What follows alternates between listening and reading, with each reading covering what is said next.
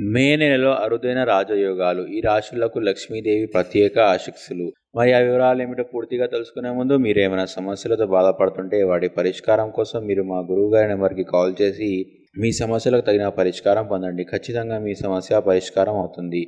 ఇక ఆ వివరాల్లోకి వెళ్తే జ్యోతిష్య శాస్త్రం ప్రకారం సూర్యుడు, బుధుడు, శుక్రుడు తమ స్థానాలను మారనున్నాడు. ఇలా గ్రహాల కదలికలో మార్పు వల్ల ద్వాదశ రాశులపై ప్రభావం పడుతుంది. దీనివల్ల అనేక రాజయోగాలు ఏర్పడతాయి. అయితే మే నెలలో ఏర్పడే అరుదైన రాజయోగం వల్ల మేషరాశి వారికి శుభ ఫలితాలు కలగనున్నాయి. ఉద్యోగస్తులకు కార్యాలయంలో పురోగతి లభిస్తుంది. నిరుద్యోగులకు కొత్త అవకాశాలు వస్తాయి.